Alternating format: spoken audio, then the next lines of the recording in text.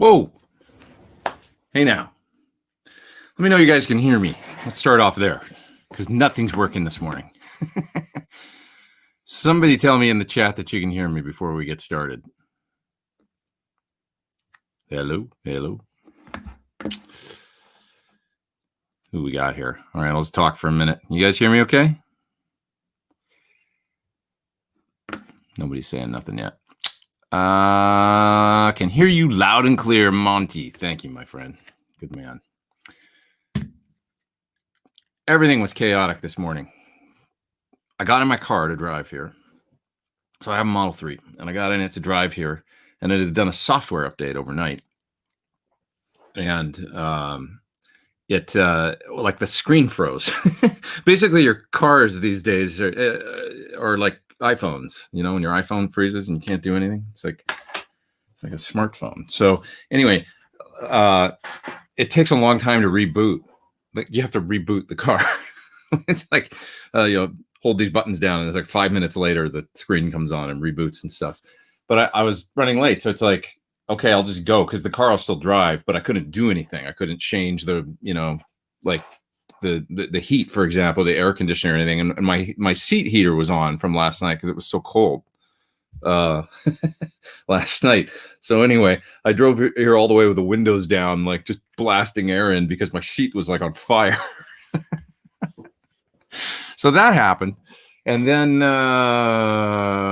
setting up the stream this morning was insane. Like nothing was working, getting the just everything. I don't know, from the sound to the thumbnail to I misspelled stuff. And then I had to, oh God, it's just one thing after another. So whatever, it's just one of those mornings. But anyways, how you guys doing?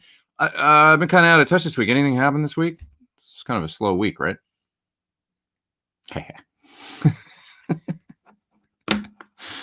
Oh, man. Anyways, who we got here in the house? We got, it says lip sync is way off. Well, Milli Vanilli. We'll Milli Vanilli it then. I don't know. Restart your browser, and it'll probably come into focus, I would say. We got Ian Ferguson here. Of course, we got Ben Coombs in the house. What's up, Ben? Good to have you here. Always. Faithful Ben Coombs.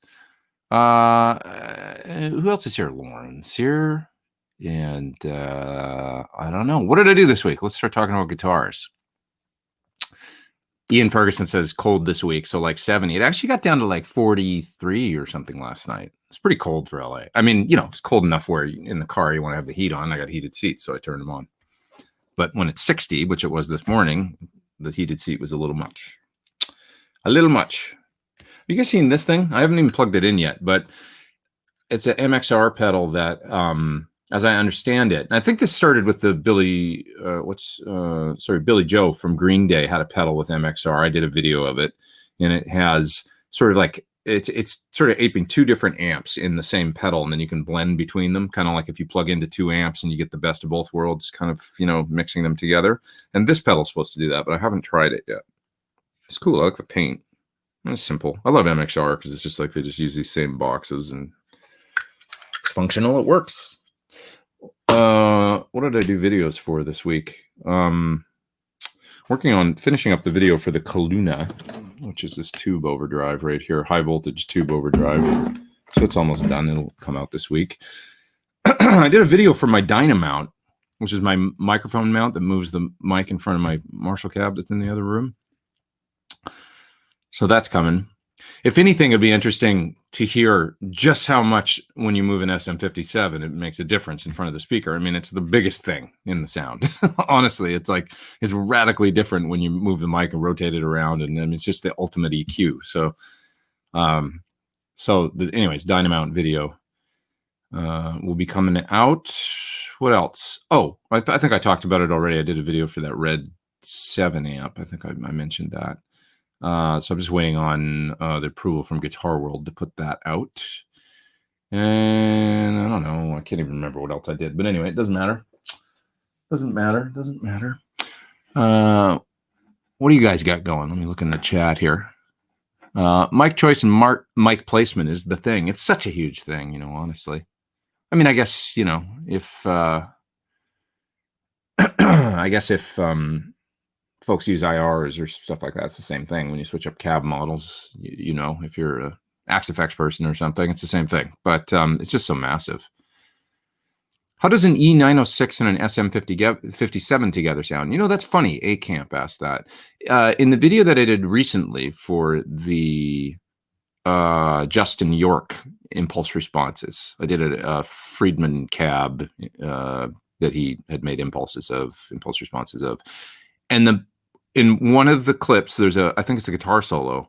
I used a 906 and a 57 together. So maybe listen to that and then you'll hear. It's not something I've ever tried in the physical world, though, which is the great thing about modeling, and one of the great things, but, you know, modelers and amp sims and microphone simulations and stuff is you can kind of virtually try things, and then you might find combinations of things that you wouldn't have thought of that sound cool. And it's valid because it kind of translates over to the real world pretty well, I think. So I like the 906 and the 57.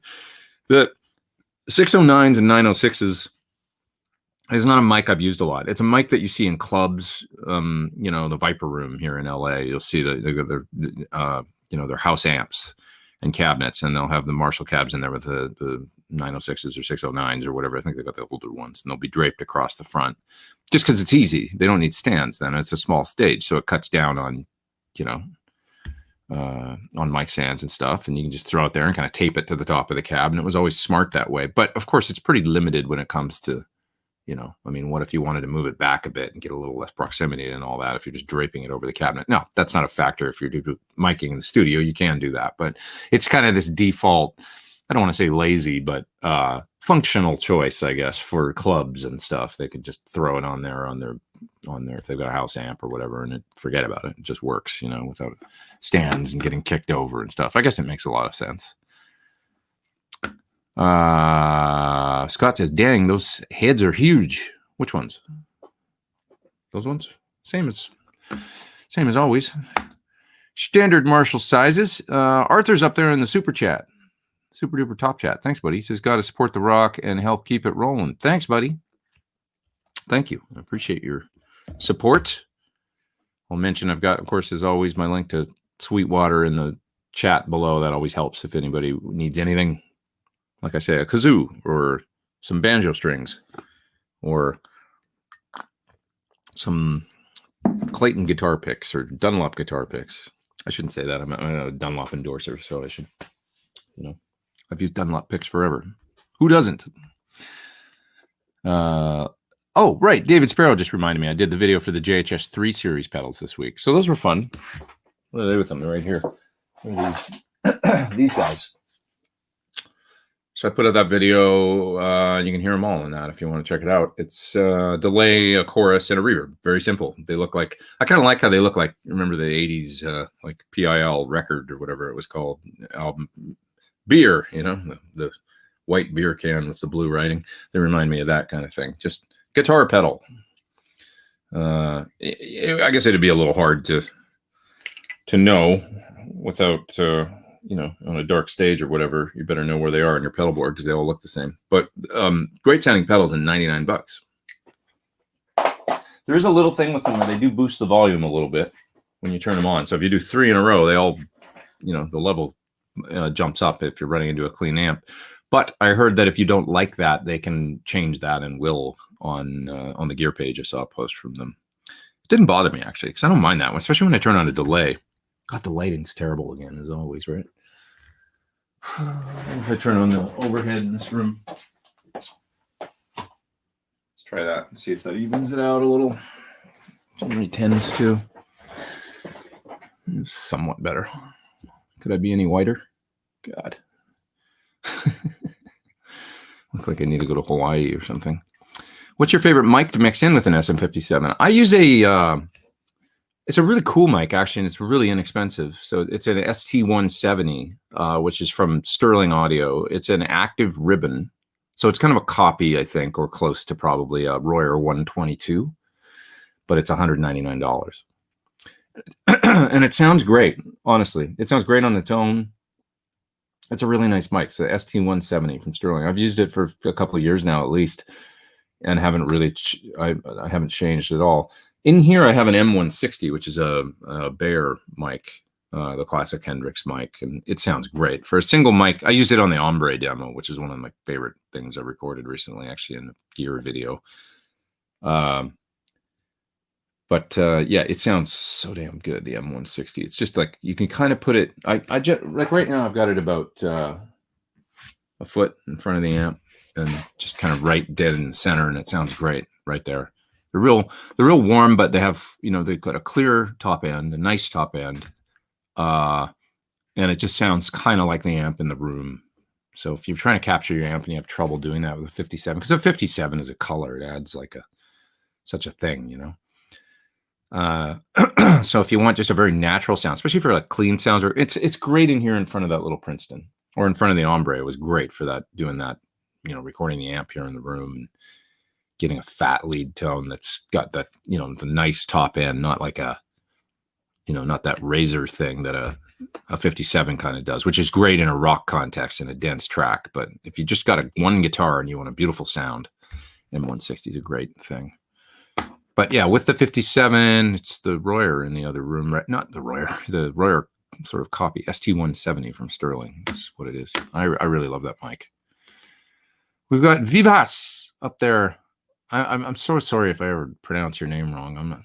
I hope I'm saying it right. But anyways, up there in the super chat, would like your advice on picks. Jazz 3 works really well for single note picking, and the standard Tortex size works well for strumming. Yeah, that's kind of the use. The best of both worlds you're asking about.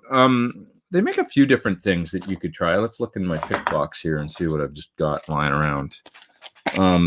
They send me all their picks, Dunlop, so I've tried a bunch. I don't know what the heck this is. It might be a prime tone I think this is a prime tone. Here, I need my glasses. I'm going to show you guys here a few of the different ones I have. This is Darylin. Kind of like this. It's got this little grip on it, and it's that Darylin stuff. So that's something I've been using a little bit. These are all Dunlop, by the way. Yeah, I got a bunch of these in here right now. I kind of just threw them in here, and I didn't even look at what they are. And then I was playing the Darylin one the other. It was kind of a cool way to do it, like just grab one out of the box and then play for a while and go, I like this.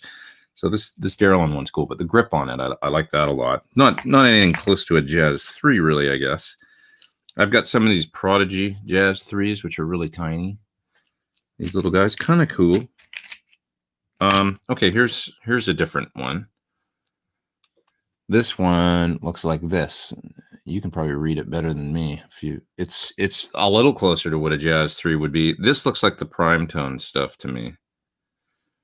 If my eyes were better, but that's not my strong suit. You may have noticed. Prime tone, yeah, it's a prime tone. That's got kind of a point. So maybe this, might be the one for you. You find these, if you look on Sweetwater or something. There's a link in the video description below. But no, seriously, if you look on Sweetwater's site at just Dunlop picks, and you'll probably find that one. It's the pointy, it's slightly big, size of a regular triangle pick or whatever. Not triangle, but what I'm talking about. Teardrop or whatever pick at the top, and then goes to more of a point. So something like this, I think. They feel great for lead and stuff. I really like the sound and the whatever you want to call it, the action and stuff of the prime tone picks. I think they're really cool. My standard is, of course, the Ultex, like that. So these are the picks that I've used for years and years and years on tour. And they last a long time, and they feel good, and they work good on acoustic and kind of across the board. It's not probably far off from, a little different, but the Tortex thing, similar, I never liked those picks that much, the Tortex. I found they sort of start to warp. You guys ever find that? They get this like warp in them, a bit of a bend, and they have this. They end up like kind of curved or something. Sometimes that always bothered me a little bit. And then the Ultex, I always just sort of thought, okay, this works. It's good. Baby John says you got a Ramble Effects Marvel Drive version 2. That's a great pedal. Way Huge Overrated Special. How do you like that pedal? That's one I've never tried. and an Archer for my vintage modern. Thanks for all the advice. The Way Huge I haven't overrated special. That's something I haven't tried. But the Archer, of course, I love. El Rondo wants to move in as a roommate. It's too expensive, man. It's expensive around here. Okay, you can do it. It's not expensive, really. I get a good deal. I'm not a roommate guy. You guys remember having roommates? Can you imagine having a roommate now? Maybe you do, some of you, but I don't know. I hit a point where it was, when you get to that age where you're just like, I just can't anymore. I mean, in a city like Los Angeles, it's expensive. It's like just what you do for the first 10 years.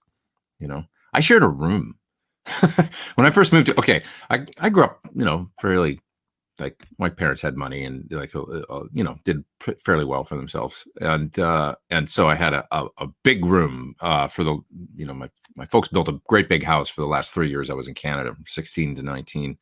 And I had the run of the basement, basically. And I had a massive room. Well, I moved into an apartment in LA when I first moved to LA. That was basically the size of my room with 2 other dudes.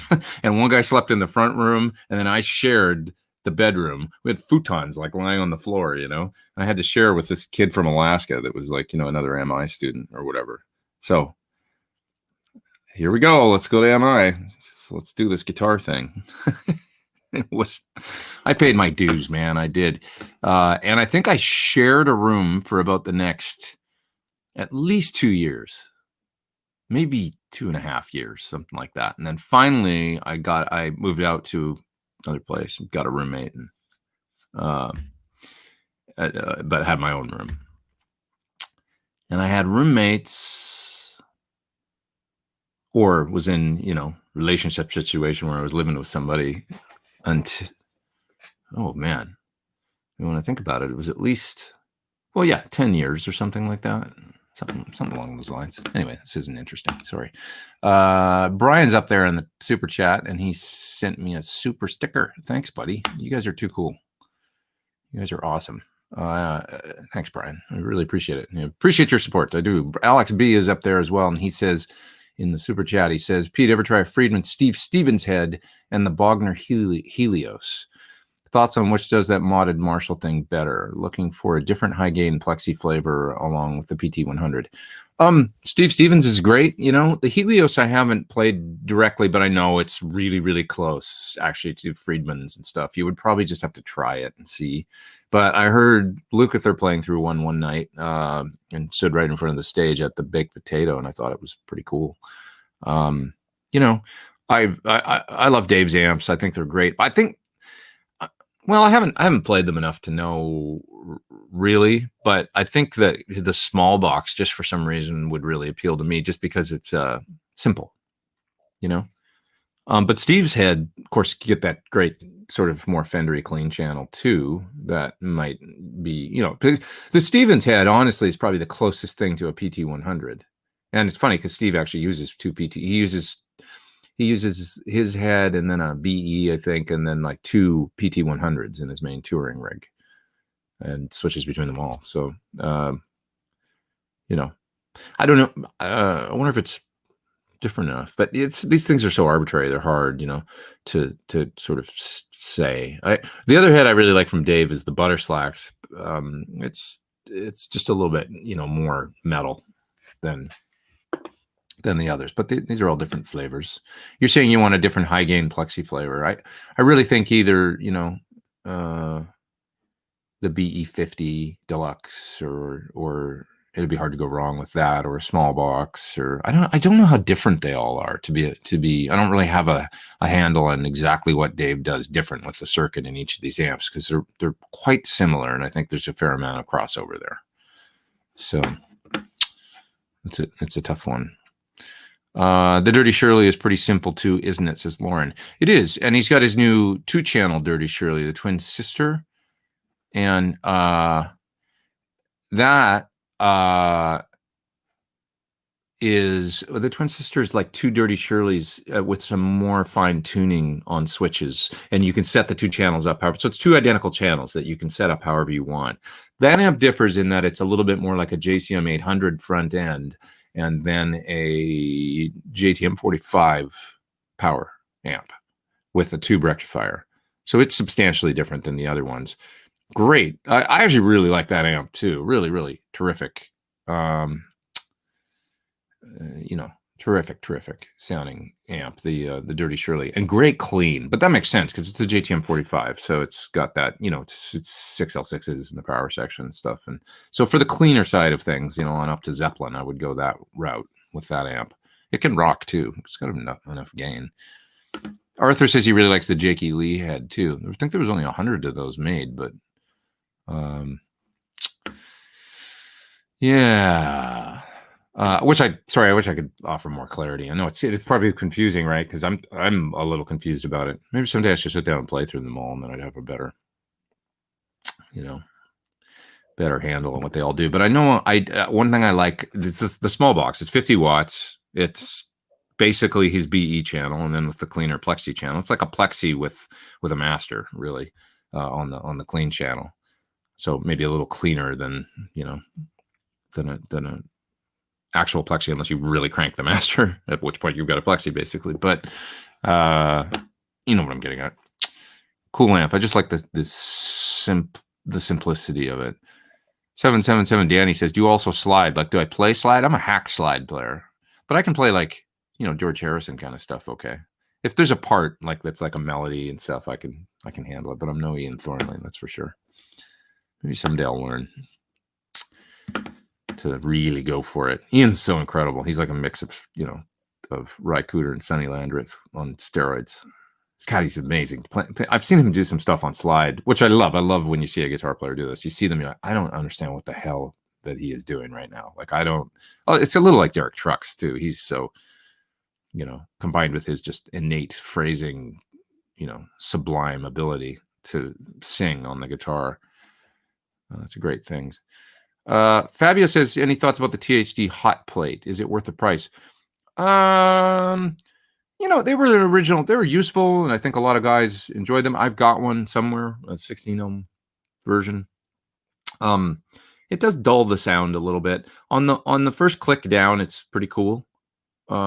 Just to take the edge off and stuff. And, the dulling of the sound might be not a bad thing depending on your amp and stuff. It was a good unit, for the time, but not comparable to, I don't think, something like the Power Station from Fryette, which is a much more transparent device, I think. But let's give props to THD. I mean, they were one of the first that came out with something that, it was great package. I love the, the size and I like to talk about the positives things. I'm a positive guy. I like to glass half full kind of guy. The package was, really well made and robust, and like it was a nice size and nice the way it's a beautiful little box. THD, man, they make great stuff, really, like amps. I remember an amp from THD that was a Tweed Deluxe kind of double power thing, I think. It was a THD, I think. Yeah, that's what it was. Anyway, I don't remember. Maybe it was 210s. But anyway, this is going back a long time ago, 25 years ago or something. Because they were one of the first sort of boutique amp companies, really. But that thing, man, I remember playing it at Making Music in North Hollywood. It sounded amazing. Really great THD. And I still have a THD Flexi 50, and I want to get it out. I've got it in storage. I want to bring it here and see. I thought it sounded really cool back 20 years ago when I got it. And I still have it, and it's with that Bandex All EQ in it and stuff, and you can throw any power tube in it. They're a wacky amp. But if anybody remember that, the Flexi 50, it's in the kind of looked like a hot plate, actually, the thing that it was in and stuff. Anyways,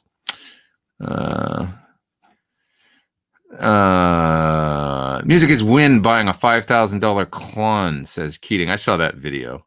It sounded so good. It really did sound good. He recorded it really well. I enjoyed that video. I enjoy his videos a lot. He's a funny guy. He's a witty guy. He's a smart guy. And he does make cool videos. He's sort of tongue in cheek, and I don't know. There's a lot of humor in his stuff. And so if you guys haven't seen that, it's pretty good. It's Music is Win. He put out a video about clones and you know, should I buy one? They're $5,000, and he actually buys one. It's just pretty ballsy idea for a video. He's like, it's kind of funny as he's doing it. He's going through his thought process of should I hit buy on Reverb or whatever, you know. And he's like, well, let me see, if this video gets 1 million views, it'll probably pay for the pedal. So I'll just do it. Oh. It's funny. But, yeah. Let's see here. Is the Amp Tube modeling software a good alternative for silent playing? Yeah, sure.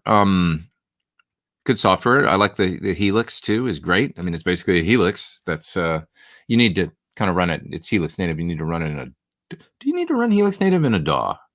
I don't know if it runs standalone. I say things sometimes and I'm not 100% sure. It's something to check out, but I have Helix native and I like it. I haven't been in the Amplitude scene for a long time and tried different stuff. I recently made presets for Guitar Rig. That's another one. So Native Instruments Guitar Rig 6 is out now.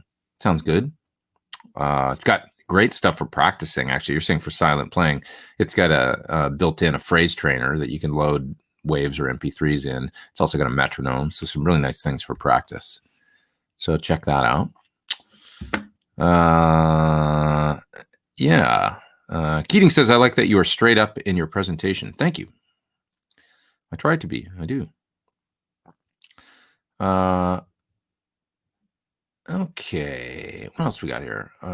When's the last time you plugged into your Hedgehog? Not for a little while. Not for any other reason than sometimes amps get rotated in and out because I want to try things. And then they kind of end up, because I only have so much room. So I haven't used it for a little while, but it's a great amp. You know, my Kelly too, great amp. Haven't used it for a while. You know, I saw it the other day and I'm like, why don't I use this on something? It's a great amp, but terrific amps, you know. Let's see here. Anybody see that SMG video? What's it? What's that SMG? What state or what channel is that? Station. I'm so old. SMG. I don't know that. I'd like to see it, the video. Oh, Bruce is up there in the super chat, and he says, have you ever tried a Stereotone Centura, and did you like it? I've never tried a Stereotone anything. You don't see them in LA, really. Like the amps, you know, it's just kind of those one-off amps that or whatever he makes, you know, in Malaysia, and then people buy them. So it's not something you see in a store or anything. So I've never tried a Stereotone anything. Oh, wait. Now that I think about it, in Japan on tour, the other guitar player in the band, Ichiro, he had a Stereotone amp that was a Dumble copy that he used on tour. Yeah, so I guess I heard that. I never played through it. It sounded good, but his hands and everything. He sounds good through everything he plays through. What do you use the Lab series for? I bought it for fun to, where it is back there, for, you know, the Ty Tabor thing, just to, because I love Ty Tabor. I want to see if I could sound like him. Same thing we always do. We're always chasing stuff. It was inexpensive. I think I got it for $350 or $400 or something like that, and bought it on Reverb. You know how it is. Any tips on setting string height on compound radius guitars? You know, I go by feel. I mean, I'm really unscientific about it, but I basically end up with the bridge looking where it should be. And I just play each string and look at the string, and I know I kind of start with the middle. Okay, I guess I do this. I sort of start with the middle strings, the G and the D, and I find the right height for those. And I could tell, you know, playing it up the neck and go, okay, that's going to feel about right, I think. And I'm a low action guy, so I'm a wuss. So, and then I'll kind of just sort of approximate the other saddles at a, you know, because the middle is you're gonna kind of arc them down a little bit from the center strings. So I'll set them and then I'll just tweak, you know. But you know, if I was Sir, I would have out a, you know, my calipers or whatever it is, you know, some sort of, not calipers, I don't know, whatever you use to. I'm such an idiot. I don't even know the term, but you know, some sort of measuring device to measure the string off of the fingerboard that I don't own. Of course, you know, the most important thing is that the neck is right too. So put on the G and the D and get the kind of right, but you need to at the same time, you know, you've got to have the truss rod, because if the truss rod's out of whack and you set the string height, so the truss rod has to be pretty, you know, the neck should be relatively almost straight. If not, you need a little bit of relief. So set that and then set all the strings after that, and then you won't be, you know. Yeah. Alex B is asking about, can the 606 EVH Stealth 100 hang with higher-end boutique modded Marshalls like Bogner, Friedman, and Mxr? Well, I mean, tone is subjective. And I only had the original EVH head. It was a 6L6, but I don't know if the Stealth is any like how they've changed over the years. I know they went through some circuit tweaks and stuff like that. So I always just really enjoyed the blue channel. I didn't really use the green channel. I felt like it was a little, compared to the clean channel in my amp. Honestly, I don't.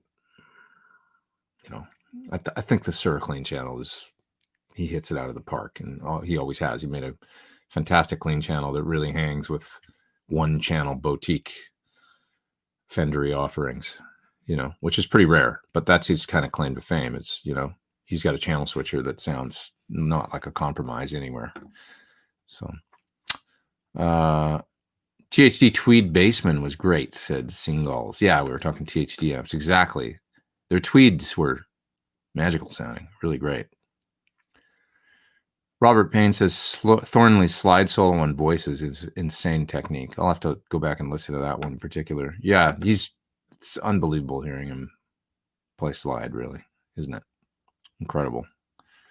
Albatross is a great slide. I mean, it's a little more, I guess, regular slide, but the phrasing, I mean, it's unbelievable guitar playing, Yeah.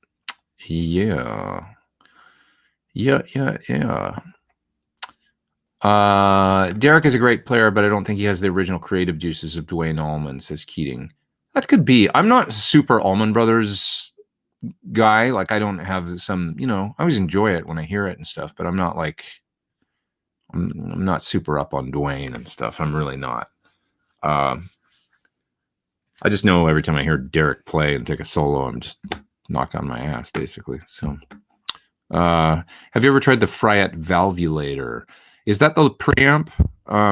Cool idea. I'm sure it's actually pretty darn cool. I haven't really. Maybe at the LA Amp show, I heard it years ago. I mean, when it first came out. I think I'm thinking of the right thing. It's sort of like a valvulator. Is it like a one rack space or it's like a little preamp, right? For recording and stuff. Is it the one with doesn't he make one with like a 1 watt preamp or something? Yeah, I heard it. And I thought, he makes good stuff. There's no doubt. New King says, what are your thoughts on Victoria amps? Really good. Another Tweed, amazing. Everything I've tried. I haven't tried that many, but the Victoria Double Deluxe is one of the best amps I've ever plugged into. That was another one. I hope I'm not mixing up my THDs with Victorias. I remember playing a THD that was Tweed and 210. So whatever that was sounded amazing. And then the Victoria I played was a Double Deluxe, a 4-6v6, and sounded incredible. Probably played them both at the same place, which was Making Music, I think. My memory gets fuzzy, though. Tony says, have I seen Michael Thompson lately? How's he doing? I haven't, actually. Not for a while. Stephen Douglas is asking, he says, the solo I posted yesterday is killer. Yeah, I put up a solo on IG. Really rocked it. Thanks, man. Thank you. It's funny about IG. The funny thing about posting stuff is many times I'll do these full song videos and stuff and a mix and everything, and then I'll put that up, and the ones actually that get the more attention and that people dig are the, throw the camera up and just camera audio and throw that up, and they get twice as many views. I don't know what it is, but it's like I guess it's just like a fly on the wall thing where people, I don't know, let's get the most effect. If anybody out there does Instagram as a little tip or whatever that I've found. Also, the number one thing is if you do Instagram to shoot portrait, as opposed to this way, whatever, landscape,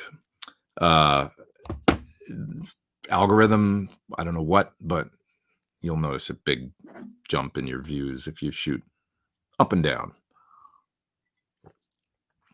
Put up those and make the guitar clearly visible. All those things. If this is something you're interested in doing,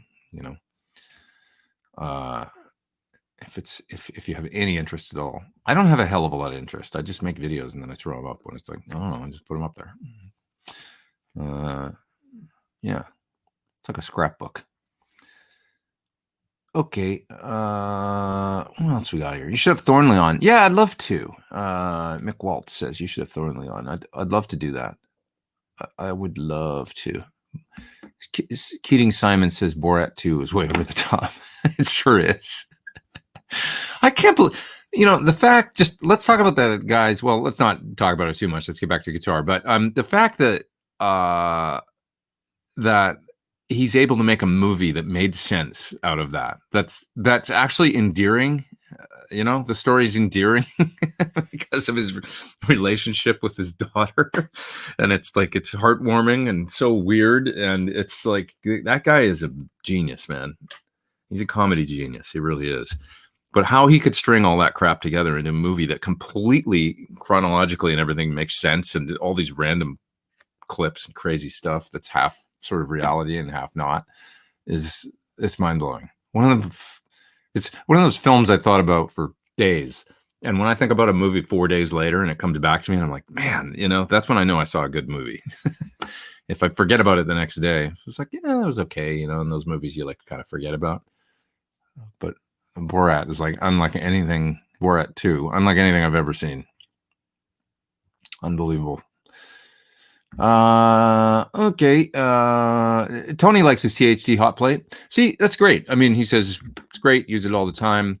I used to use mine quite a bit too. And I think it's, especially my favorite thing about it is that 4 dB 1 click down setting. The first click on a hot plate is really a useful thing for just taming an amp. And, you can take a 50 watt plexi down to a reasonable club volume with 1 click. That's what I found. Jason's asking about my red Germino. I've talked about it quite a bit. So for those, I don't want to lose those interests that are here, but it's basically, it's a Headroom 100 that I bought from a store in Nashville. It was there on consignment. I got a nice deal on it. And, it's a beautiful amp with Marin transformers and was gorgeous on the inside. John Sir has a lot of respect, and he's friends, by the way, with Greg Germino. And he, when John likes something, I know that because he's such a stickler for quality. I know it's good. So I had Dave Friedman mod it into kind of the ultimate Jose. So it's a Jose mod done by Dave Friedman, basically. So many amps had come through Dave's shop from, amps that were used on classic stuff. I mean, Steve Vai's, Sykes, Metallica, James Hetfield's, and all in a one sort of succession. Back around the time I made that video, because Steve was really gracious and let me make a video of his Jose Marshall, and which he even is in. If you guys haven't seen it, the Jose Marshall Amps in the Zone video, Steve Vai, check it out. But and so all these amps started coming in and getting serviced, and I was around and I was able to check some of them out and stuff. And Dave did a lot of it's like when that happens all at once, and you kind of see, because he did a few different things and different values and different things, but you can kind of distill it down to, all right, this is what sounds best. Like they're all kind of cool in their own way, but this is what really, and there's little things, caps and resistors and things like variations in the circuit. So anyway, and I had him kind of put that all into that amp, all the coolest stuff. And it's a great amp, really is. It's a really great amp. It makes you want to play. I don't know. It's got it's great articulation to the tone and this kind of aggressive thing that happens. It's interesting for high gain, it's like for single notes, and, there's a lot of great tones in it. So that's what that thing is. It's got, if you want to know the specifics, it's basically a gain boost in front of a plexi circuit with switchable Zener diodes that you can switch in or out, which make it sound a little more metal. 2 different masters, a pre-EQ master and a post-EQ master. Generally, I use the post-EQ master almost exclusively. But if I roll that master all the way up, there's also a post-phase inverter master on the back. I can switch out the gain boost on the front and use the post-phase inverter master if I want to lower the volume a little bit. And it basically is a full-on plexi. Then sounds very similar to my SL68 when it's dimed. So Yeah. Christian says, thanks for giving us all this info, Pete. I appreciate it. Dude, I appreciate you guys being here. This is, it's my therapy every week to come and just talk guitar stuff and not think about anything else. It's great. It's really fun for me. Like a refresher every week. I love it. Metalhead Hippie says, do I think the Rev G4 is one of the best or top 5 distortion pedals? Really good distortion pedal for sure. There's so many that it's like, it's hard for me sometimes to like top 5 is like, well, I get overwhelmed because it's like thinking about, it's like, do you think the Honda Civic is one of the best cars that's out there? What are the top 5 cars? And it's like, there's so many cars. I'd really have to think about it. Like, that's the way pedals are, So I don't know. You know what I mean? I don't know why I picked Honda Civic. It wouldn't be. I guess I'd have to narrow it down to compact at that point. But anyways, Rev though, good pedals. The G3, the G4, both nice. Both nice for sure. This thing is killing. I mean, you guys got to hear this thing this week. It's really great. Super duper amp, like really like about as much gain as maybe a JCM 800 or something, and really similar in tone, I would say. So in front of a clean sound, in the video that I'm doing for it, it's warm because it's got a tube in it. It runs at high voltage, so I'm just realizing there's actually a tube in there. But it's like, why is it hot? Oh yeah, it's got a tube. That's my point. It's really, really amp-like. Like this with an Archer in front of it or something would be a great, or a Tube Screamer. Basically with the drive on 10 and the volume on half and the EQ all somewhere around 5, it sounds like a great Marshall-y tone. It's really, the pedals have come so far. In front of a clean amp, sometimes it sounds like they put a distortion channel in the clean amp, that's as opposed to a pedal on top of clean. You know what I mean? I'm going to go all the way down to the bottom of the chat here and see what the latest stuff is. Oh, we get a super chat up there. It's Bobby Valdez. He says, what do you have for guests coming to Sunday Live? Nothing lined up right now, but within a couple of weeks, I'll let you know. I'll get some folks coming. Somebody recommended or suggested Brian Ray. I'd love to have Brian on.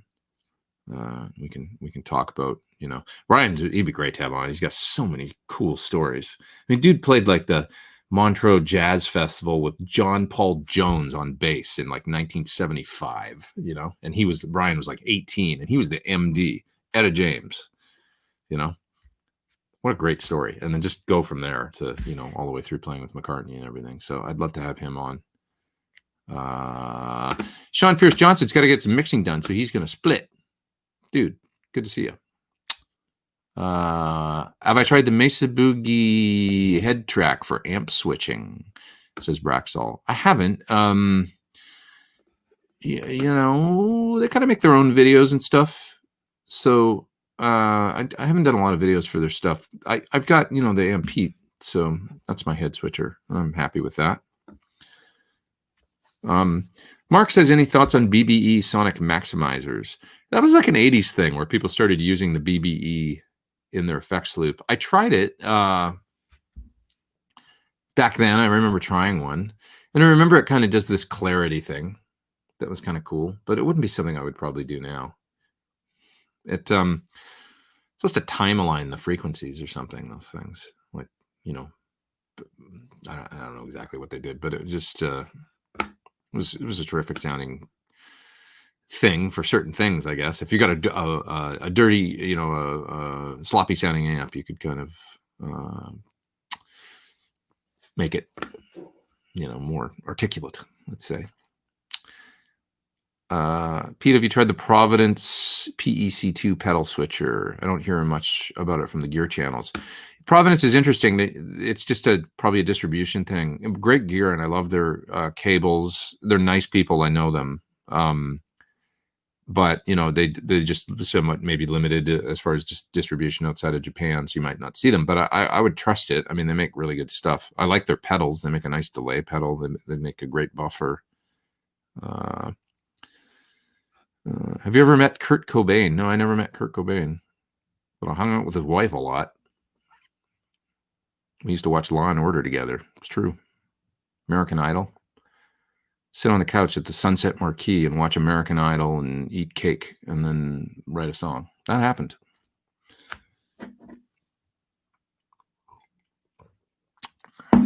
Met his daughter a few times. But no, I never met Kurt. Let's see. Derek Chapman says every pop record in the 80s had the 332 maximizer on it. It was the glassy 80s. What are the pickups in your red Classic S? The pickup in the bridge is kind of like a prototype thing that I don't want to talk about. Not yet. But the pickups, the other pickups are the V63s, which I'm really thinking is sort of my favorite now. Started out life as the ML Classic, and now they just call it the V63. And I love those singles. They're great. Everything I could want out of a... I use the V60 LPs for a long time too, but I think the V63 is my favorite. Wyatt Willis is up there in the super duper top chat. He says, how does your blackback 412 compare to a regular old greenback 412? It's really close, man, but there's something about those old speakers. I mean, I was actually comparing yesterday. It's funny you should mention. I had my Mxr reactive load plugged in right there. It's always plugged in, but I was using it, and then A being my sort of, I don't even know if it's my favorite, but my standard go-to IR that is a greenback is the Celestion. In that one, I guess it's the Mxr 412 cabinet with greenbacks and a 57 and a 121 blended high gain mix, they call it. So I was A-being that with my blackback cab in the other room with a 57 on it and my ST170 ribbon mic. And I was very, very close to the sound of that. And I could go back and forth and kind of blend the mics different. I was just kind of using the Dynamount to move. I was just experimenting, see if I could, how close I could get to nailing the sound of the IR actually by using the real mics. And it's, you know what, man, you got to watch the, because these recorded sounds that we think of greenback cabs or blackback cabs, watch my Dynamount video that it'll be coming out. I think I've put it out like this week or something. What's my point? My point is that it's the variation in tone is so huge when you move the mic in, out, back and forth. Rotate the axis is the biggest thing. So if the mic is, let's say you've got your speaker and then you got your dust cap in the middle, and you're like, oh, it's too bright in the middle, right in the center of the dust cap. So you move it out a little bit, and you're right on where the dust cap meets the speaker cone or whatever. And it's like, that's your standard position, right? If you go there and then you rotate the mic a little bit this way or a little bit this way towards the center, it's like, it's like, oh my God, like there's so much variation right there. It's literally like, just like an EQ that you're just, you know, and so your question might be more like, what is my impression of the cab in the room? But at least recorded, it's like, my point is recorded, if you had a blackback loaded 412 and a greenback loaded 412, recorded, there's so much variation there depending on the mic and the mic position that it all goes out the window. Now in the room, I just kind of always tend to prefer those old Marshall cabinets. I don't know what it is. New ones sound really good to me too, but there's something about when you plug into an old blackback loaded 412 or an older one, they've got a cabinet at line 6 that has 20 watt greenbacks in it. It's like the cabs from like 1966 or something. And it's a Marshall 412 basket weave with 20 watts in it. And they've let me play through it a few times, and they're like, don't play it too loud. don't screw up our cabinet. But I've played a PT100 through it a couple times with the master down, and it sounds so good, that cabinet. It's just like, oh man, that cab sounds delicious, you know? I don't know if it's like everything you want it to be is, you know, I don't know how else to describe it, but you plug a Marshall in, it's like, ooh, you know, that's what it's like playing AC/DC on vinyl. You put an AC/DC album on the record player and drop the needle, and you're like, oh yeah, that's what that sounds like. I remember. And it's different when you listen to it on iTunes or something. It really is like that experience.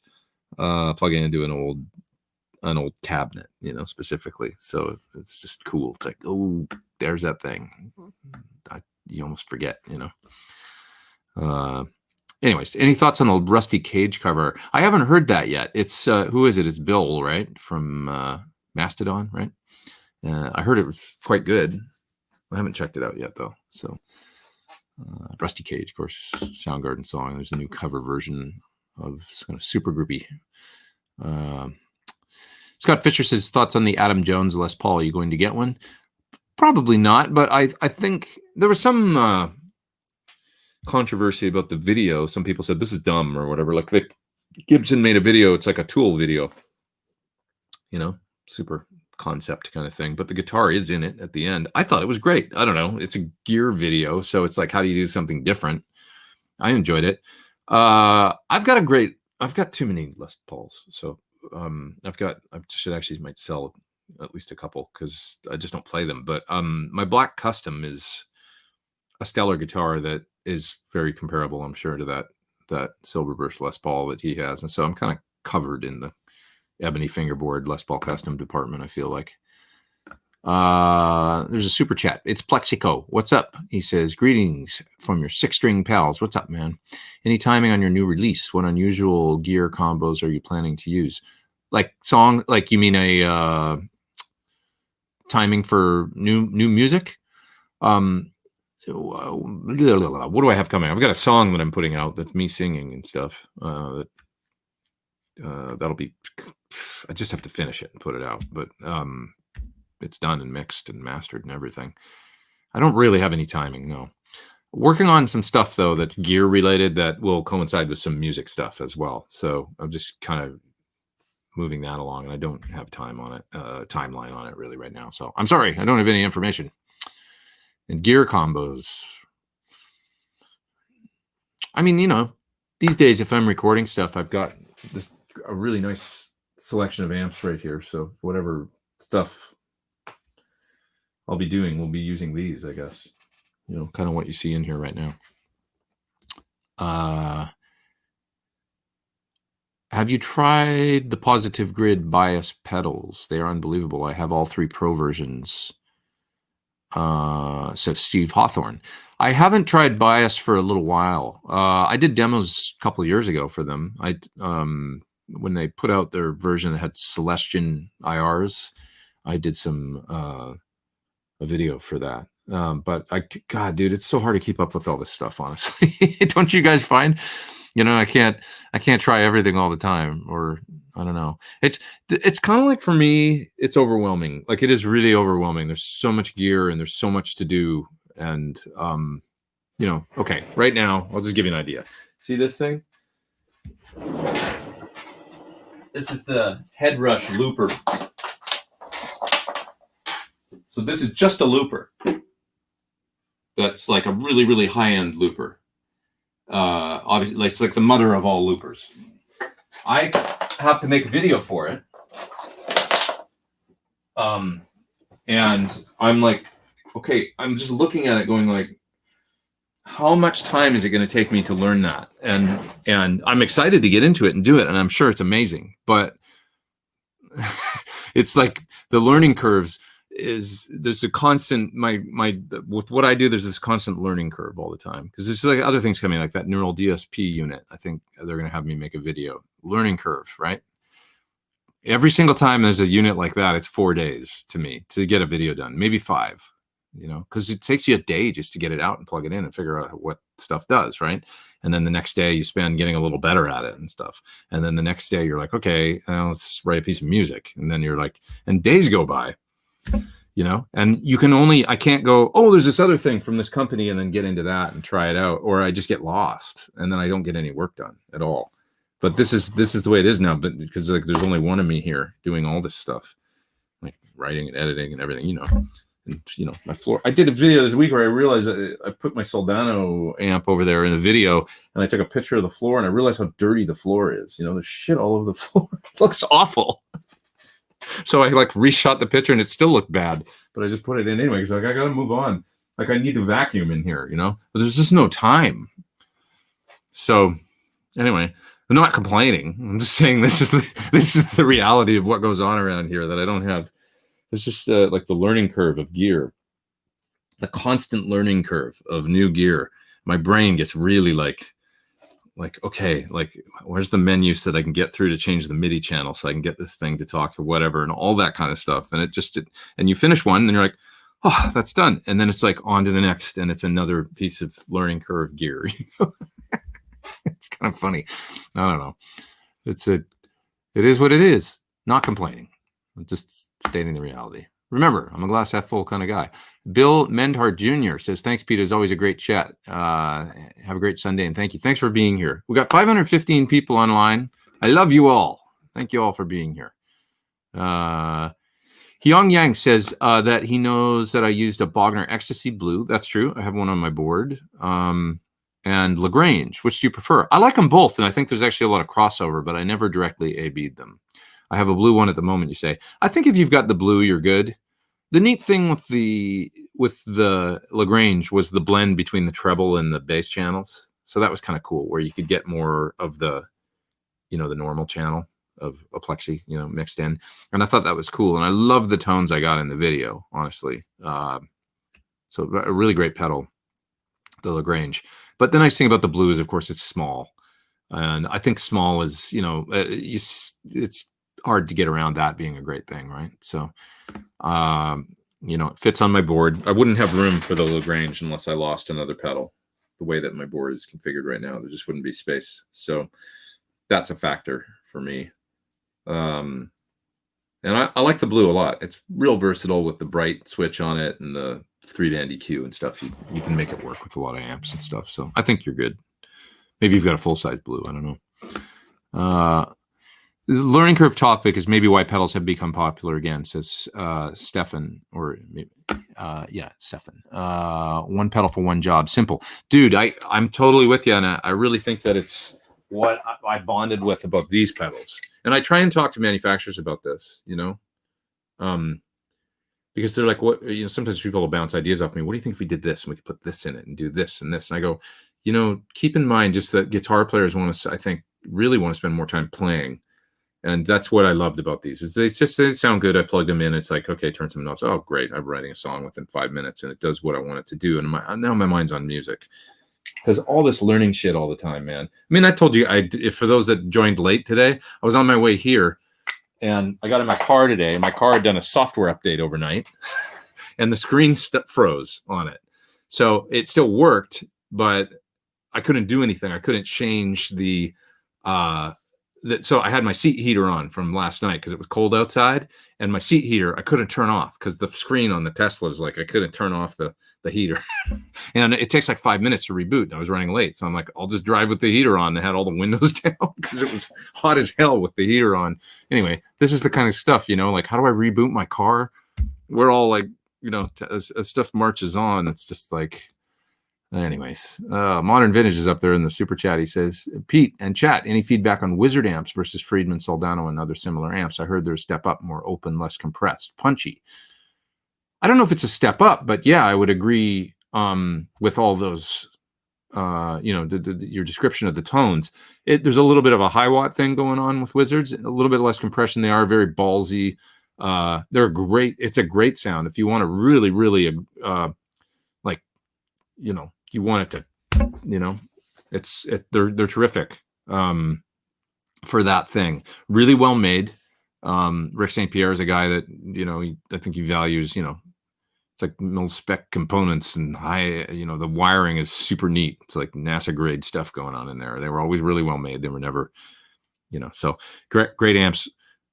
I don't know if it's better or whatever you want, so for me, like Friedman is in some ways it's sort of like the opposite, because Dave really likes old Marshalls, and old Marshalls weren't necessarily, there's a punchy thing going on with some of them as you get into the 70s for sure, but a little bit more of that 68 spec, we're Eddie Van Halen guys, so it's like low filtering and a little bit of that the squish is part of the while also having like the compression and all that stuff is part of what we dig. So that's it's high watt Marshall basically, Friedman and Wizard.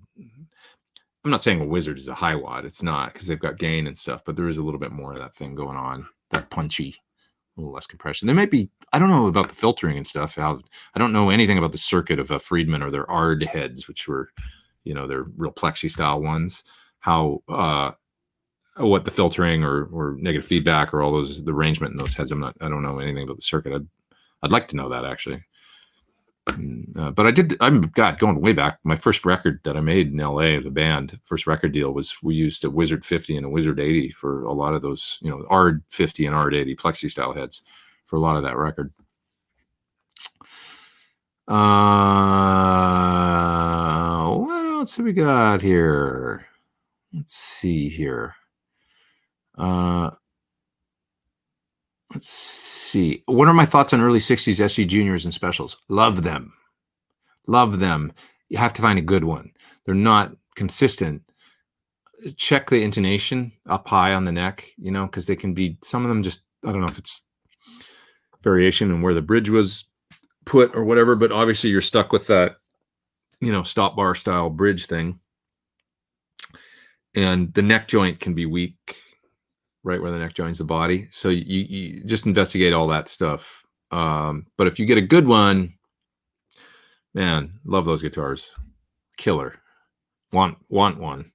You know who has a great one is Jim Siebel from Scumbag. Has a SG Special that is stellar. Doesn't have original pickups. It's got WCR P90s in it, but it sounds great. And it's in my SL68 video. I borrowed it from him for a bit. What a neck on that guitar. One of my favorite Gibson necks that I've ever played. Really incredible. Reunion says, get a Camaro or something. Hardwired point to point. I know, it's like the problem used to be, my carburetor's busted or whatever. And now it's like, I need to reboot my car. Isn't it funny?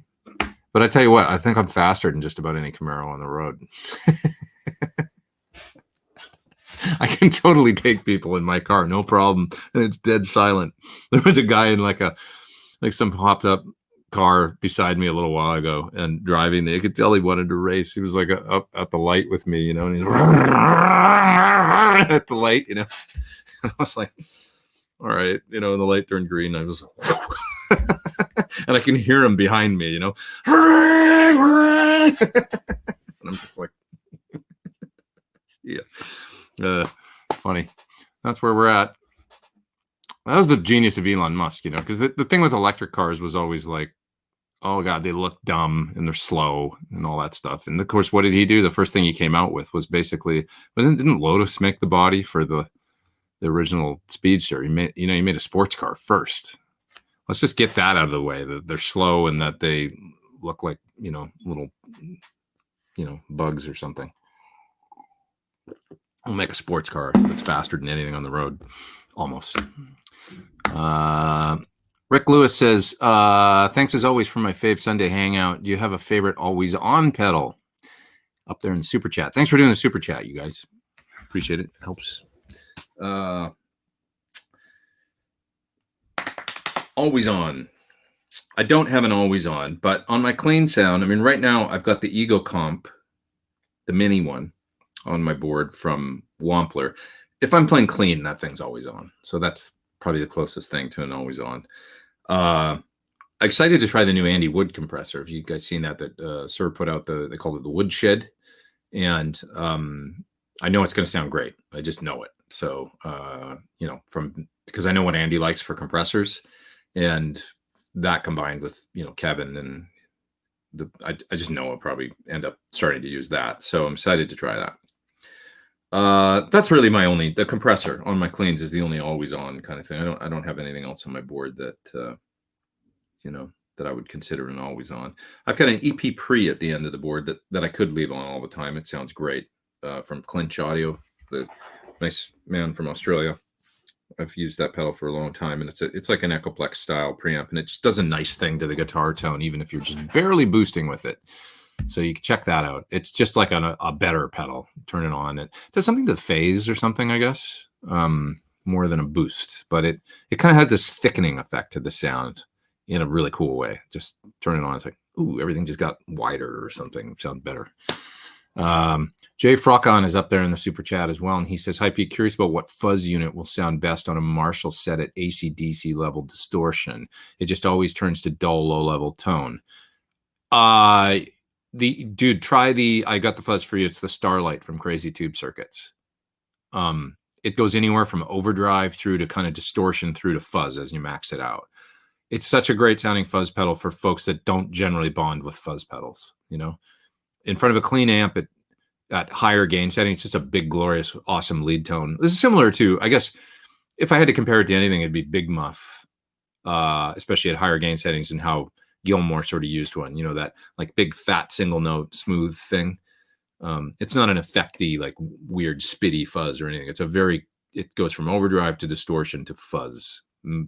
I think the thing with distortion is it's a thinner sound, like the single notes, and fuzz is like these big, broader, more hard clipped thing. But something about the Starlight, it's a really great pedal. I don't have one on my board right now, and I totally should. I've got a muff on there right now because I was doing the classic rock show earlier this year, and I needed the big muff for the first solo Uncomfortably Numb. I could have used the Starlight for it, actually. It would have sounded great. It's a terrific pedal. So love that pedal. Crazy Tube Circuits. They make great stuff. Great stuff. Welcome to all joining in late. We got 540 people in line almost. That's awesome. Maybe I should start doing this show later. Everybody always comes in the second hour, it seems like, which is great, but maybe I start too early. I don't know. But then folks in England and stuff, because I know some folks watch in the UK and Europe and stuff, and it would be difficult for them. So whatever. Let's keep it the same. Never mind. I didn't say anything. My first effect, Byron says, was a Muff Fuzz box. Oh, a small box that plugged directly into the guitar. That's interesting. Yeah, that was like a thing in the 70s for a little while there, right? The orange squeezer and stuff. Belgium here, 9:31 p.m. in Norway now, says Almond. Man, I miss Norway. That's a beautiful country. Love that place. Got to get back there one of these days. And Belgium too. Man, I have a great time in Belgium. So always Brussels. I miss Europe. I'd love to just. It's been a stressful year.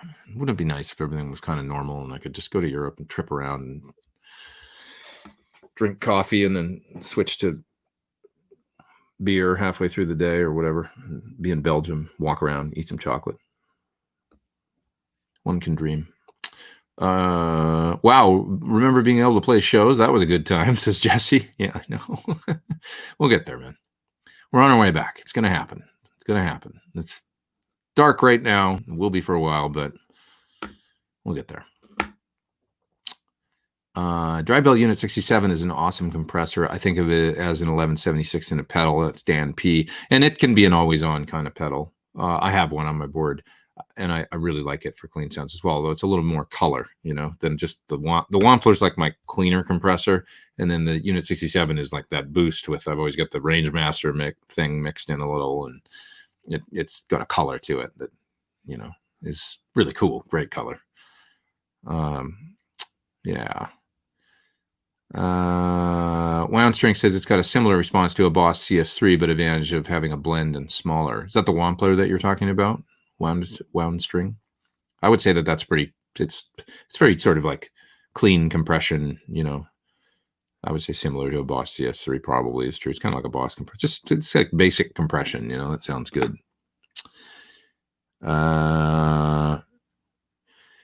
A64 T-Bird is asking about, is it Vigier? Is that how you say those guitars? Vigier? It's French. I never know how to say it exactly.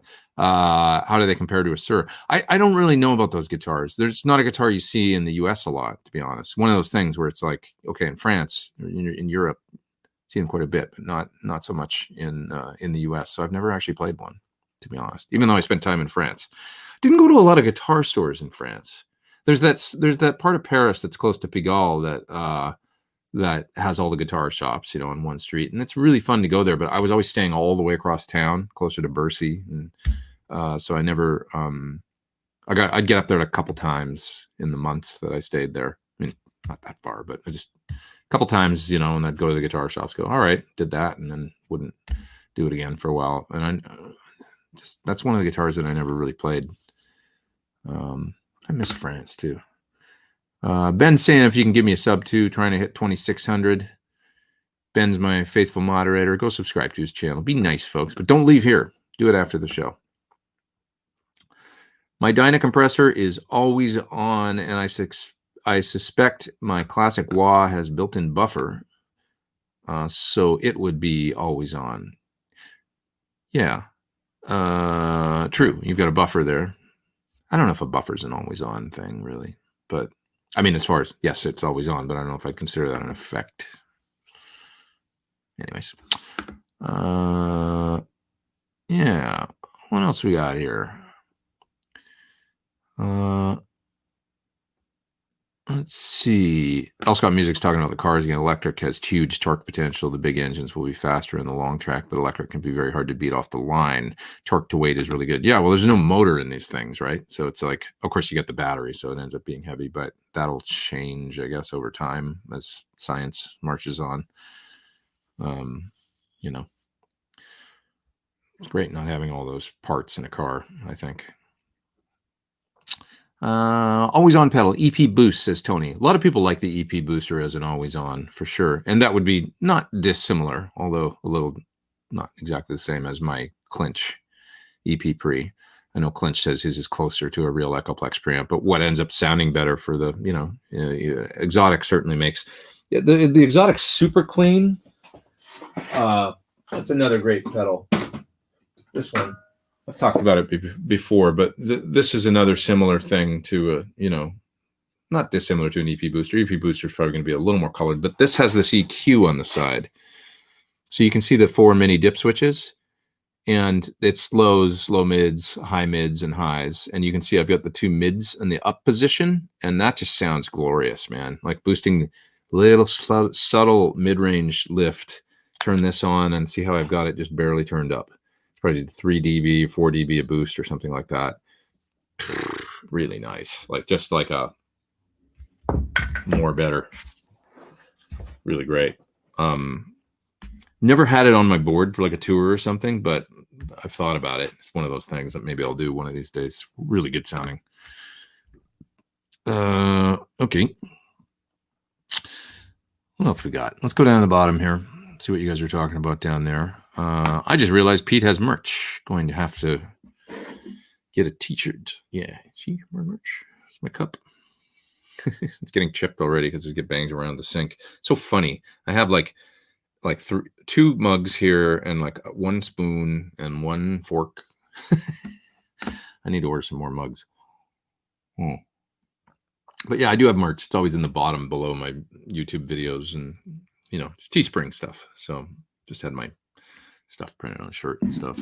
I got to get some refresh merch one of these days. But once again, it's just so many things to do all the time. Can you recommend a low to medium gain pedal for a Vibro King? That's a really nice amp, the Vibro King. It's another one that I remember trying, like a, you know, it's kind of Fender boutique-y. Pete Townsend, long-time user of the Vibro King. 310s, right? Don't really know exactly what's going on in the front end of a Vibro King. As far as the, you know, whether it's got a bright cap and stuff. So I would recommend the Bogner Blue, honestly. Low to medium gain pedal. Bogner Blue. If you want something in the Marshall vein, it'll sound nice in front of a Vibro King. I think I'm safe recommending that because of the bright switch. Then you can tune it to different, you know, for different amplifiers. If you want more of a warm kind of, you know, screamer meets boutique thing, the Jan Ray will sound great, I would think, in front of the Vibro King. Jan Ray is a wonderful pedal for kind of rounding out the tone and adding some drive, but it doesn't necessarily sound like drive. You know, I love using a Vibro King on and then rolling the volume down on the guitar, so it's not dirty actually, but it's just fattening the notes. That's a really cool sound. And let's give mention to the Timmy too from Mxr. This is a really nice pedal that if you're into that kind of transparent overdrive Nashville-y thing, Or is it dirty? Is it clean? It's somewhere in the middle. What a great sounding pedal. Probably my favorite small drive. I need to make a small pedal board with just the mini pedals one of these days. I have a little board to do it on. I just haven't done it. But I could put that super clean. I could put that Timmy. Get a couple other like small pedals that I'd love to have a board that has like, 6 mini pedals on it. Probably use it all the time, actually. Chris Cam says boost in the PT100 is amazing. Tad more treble to my ears. And volume. It's something that we designed into the amp, and I always liked it, but I never used a lot, really. But now I'm using it more and loving it. You're right. It does sound great. It's, overall, I'm always using an Archer in front from a lead boost, so you can't use both of those at once. But it really is a cool sounding. So what it is it's really like a MOSFET overdrive, but running at high voltage in front of the amp. So it's got tons of headroom and stuff. And then there's lows trimmed out of it and some highs trimmed out of it. So it ends up being kind of like a mids and upper mids boost into the front end of the amp with some gain, some drive of its own. And it doesn't sound like a pedal or anything. It just sounds like, of course, bonded to the amp because it is part of the amp. But it's a really, really cool sound. I agree. John's really smart. He just is. Oh, man. Neck kind of sore. A little headachy. Cushman NYC says he's a new guitar player. What should I buy for that classic rock sound amp-wise? 50 watt minimum.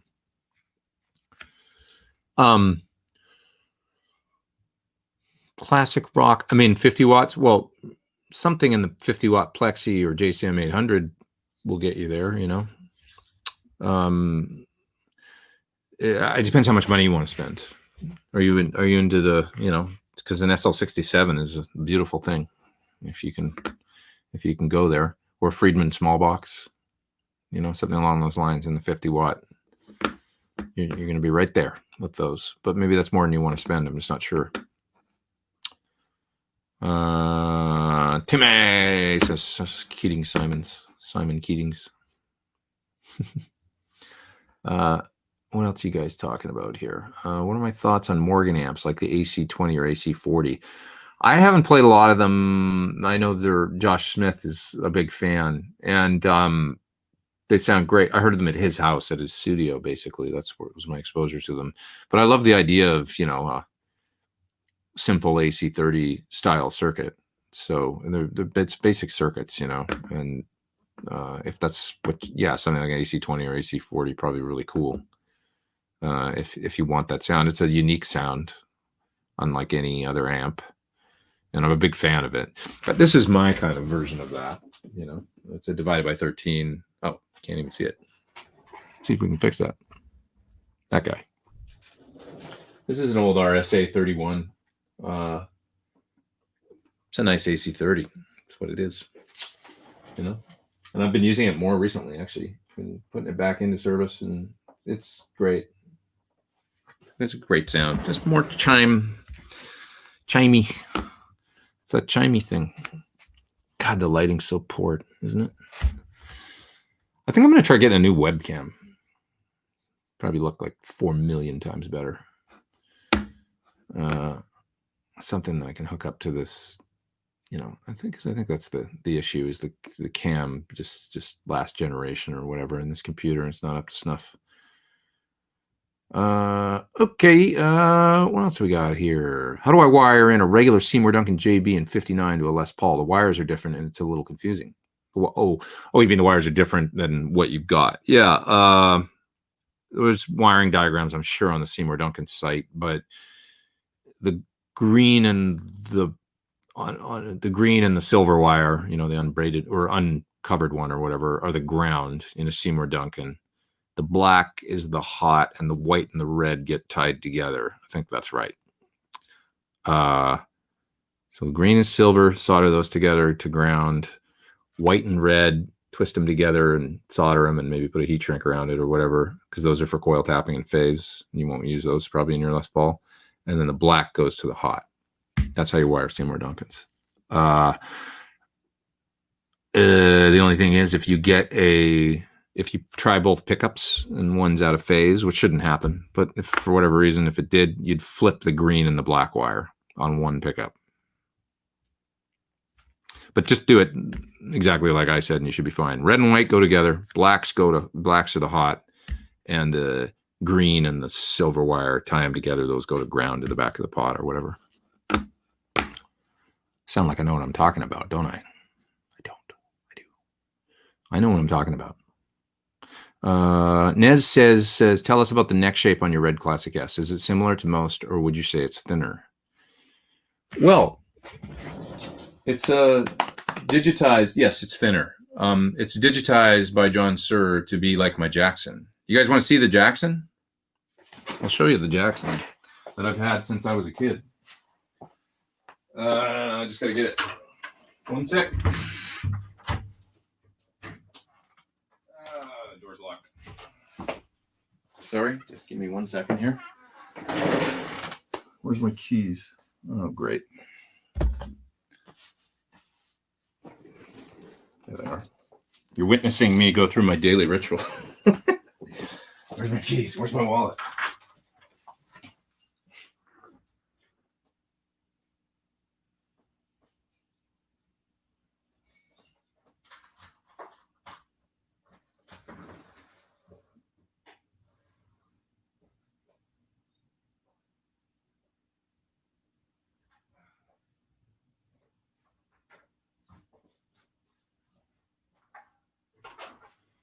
Okay, here it is. Original 1986 Jackson that I've had since I was 16 years old. So this is the neck that John digitized for the red guitar that's over there. And, you know, I grew up playing this neck. I grew up practicing in my bedroom when I was a kid. This guitar, the house that I grew up in until I was 16 years old, I used to sit in my bedroom and play this guitar. You know, so this is I've had this thing for so long. I did some stupid stuff to this guitar. I routed out the bridge because Steve Vai was really popular, getting popular. And I was like, oh yeah. So I back routed it. Wish I hadn't done that. And when I back routed it, this was kind of cool, but I guess. But if you've ever seen Steve Vai's Charvel Green Meanie guitar, he put a little piece of something on it here, like a pick guard or something, to raise his wrist, because I think he maybe has the same issue that I do, where he doesn't like the Floyd to be too high off the, you know, like it was weird having the Floyd sit real high on a guitar. That's why he used to back route, I think, because then he could drop the bridge further into the guitar and get it more like the height of a Strat bridge. Floyd's, when they sit real high with the post real high, it's weird. You especially if it's floating, you know, you tend to lean on it and then you're out of tune because it's so high off the body. You're going to lean on it a little and it goes back. And so it's a little weird. So anyways, Steve used to do that. Well, I back routed this guitar, and then I had the neck dropped into the body a little bit. So I actually took wood off of the neck, you know, I didn't route into the body cavity. I routed into the, so I screwed up in some ways both the neck and the body on this guitar by back routing the body and then actually dropping the neck further into the guitar. Now it worked perfectly, but I just wish I hadn't done anything like that to it. I wish I'd never modified it in any way. I wish it was exactly the same as the day that I got it from the store. But those are the two things that I did to it. I also had it refretted because I played it so much for the first year or two that I had it that the frets were getting pitted, and I loved the feel of the really tall frets. So my friend Al Vermew refretted it with 6100s and did a really nice job, actually. So the frets, those are the frets that are in it now. Been in there ever since 1988 or something. It's got a JB in the bridge. I replaced the original Jackson pickup. You can look at the rings and see how there's space around them. That's because they used to use these pickup covers, these Jackson pickup covers. They wanted them to look like EMGs or something. I think they used to paint on them too with some of the finishes, you know. So they needed extra space for these covers, and so the rings are bigger than a normal, you know, than a regular ring would be, I guess.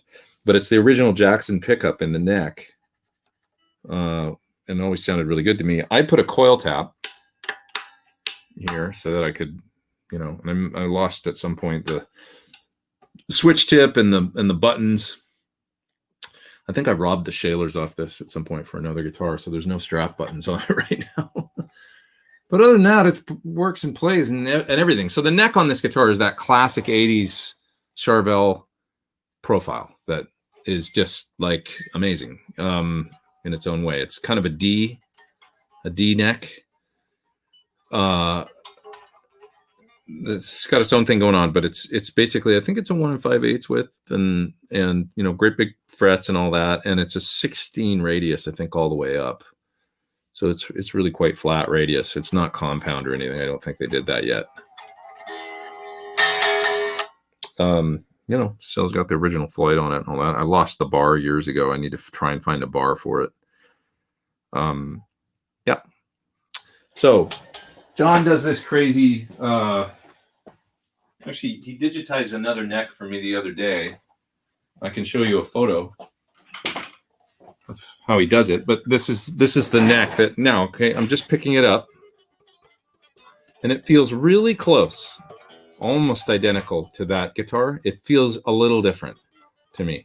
It's very, very, very close, but it ended up being ever so slightly smaller for whatever reason than that neck. So it's got almost like a, you know how an EVH guitar has a feel to it. The original EVH Music Man guitars had a certain feel to them, quite a small neck and stuff, but very comfortable feel.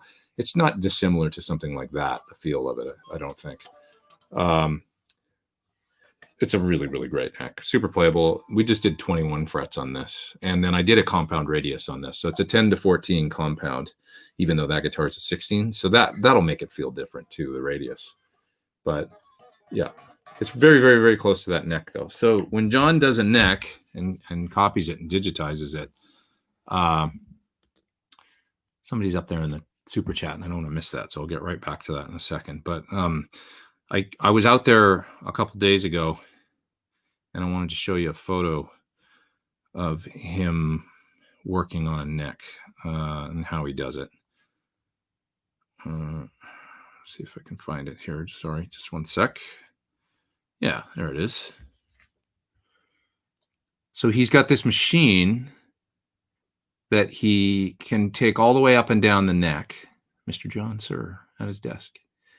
And it's got a ball point on it so it doesn't damage the neck, and he rubs it around the neck and goes all the way down at different key points on the neck to take the exact measurements, and then it goes into a piece of software on his computer.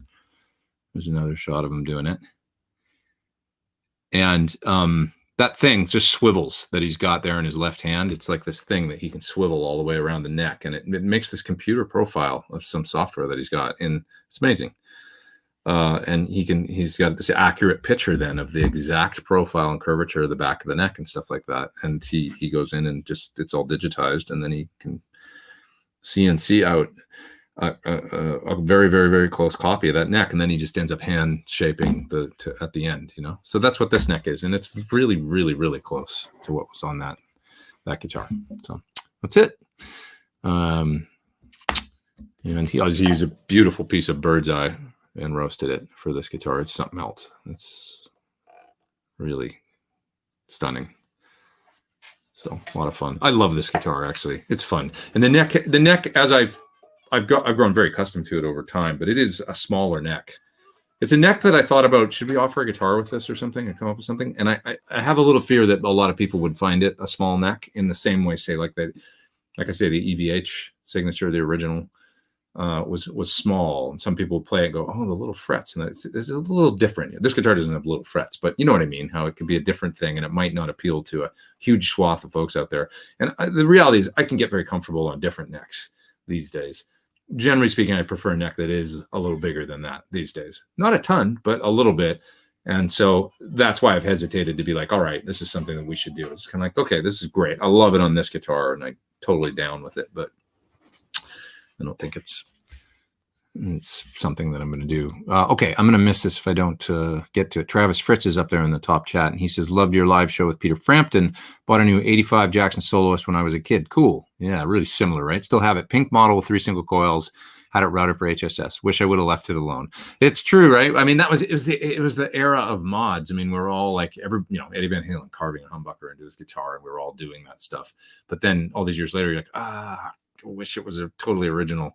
But that's a pretty minor. I mean, because they even made them like that. So, but I remember the 3 single coil with Floyd and all that. That thing, and I wonder what color it is. It's was it white or something, or pink? You said. Sorry, pink. That's cool. It's like Jeff Beck, right? That's exactly like Jeff Beck's guitar. Didn't he have a pink one that Tina Turner scraped her name into with a Floyd? That's cool, man. That you have one of those. Really cool. Yeah.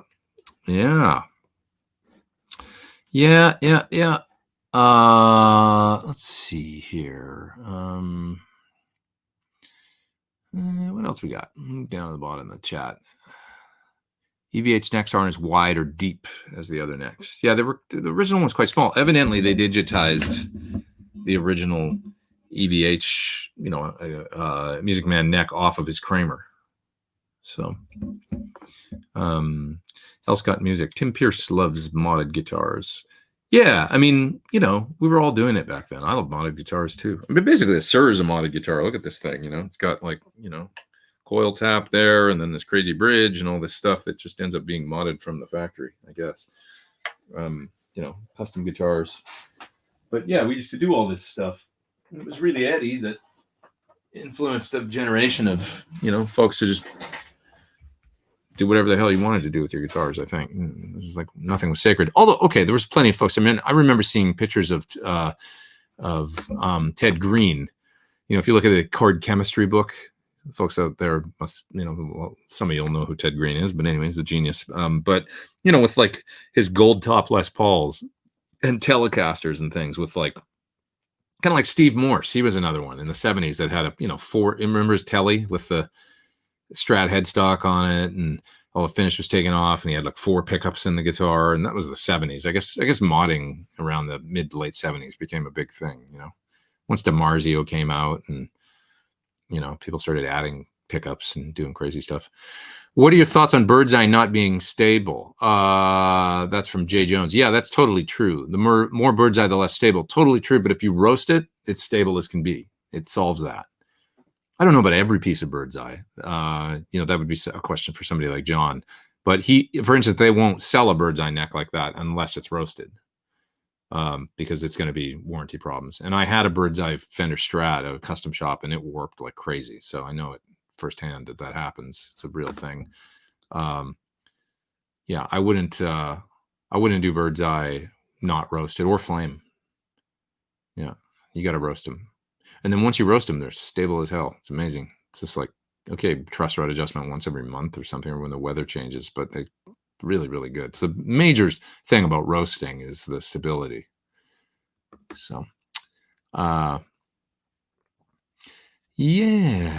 You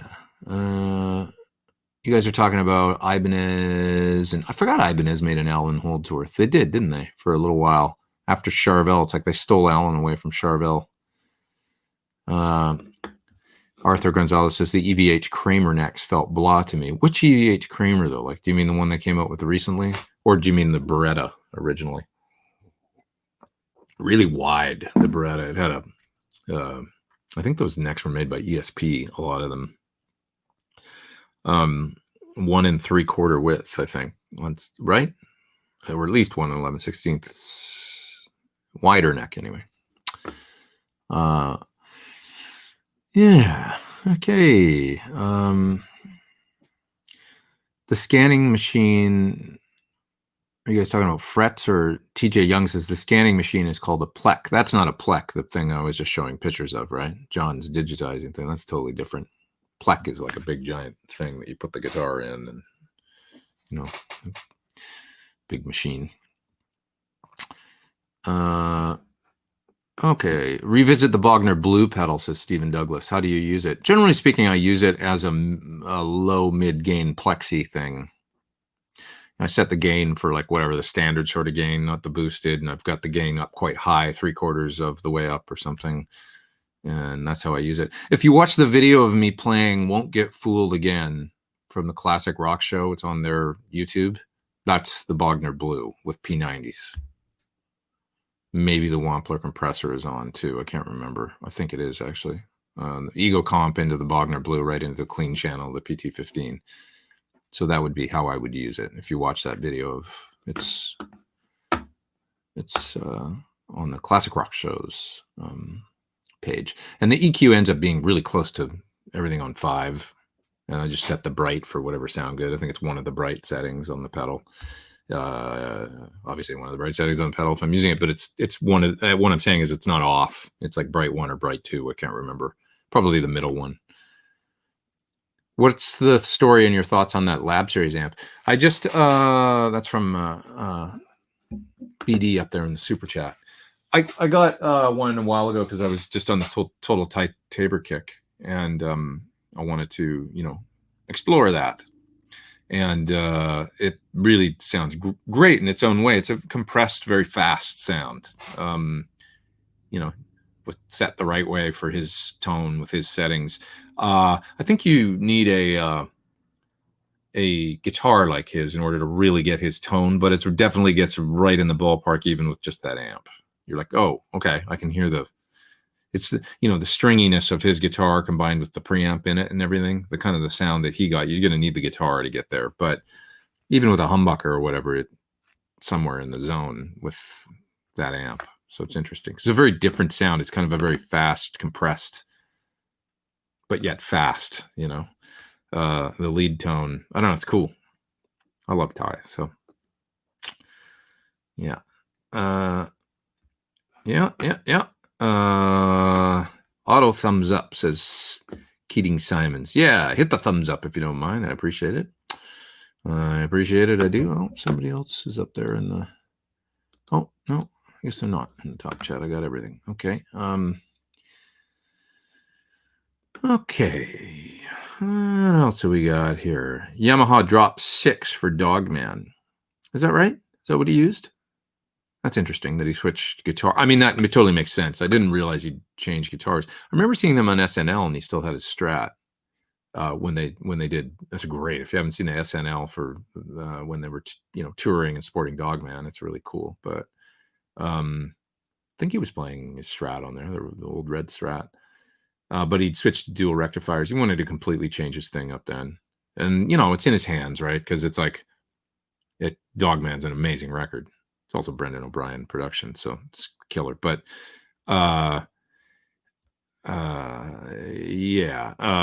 he's just a great guitar player that, no matter what. But it was a different sound. And if you want that Gretchen, Out of Silent Planet thing, it's that guitar with that amp, and it's very unique, So Ash says, what do I ask my hairdresser if I want your hairstyle?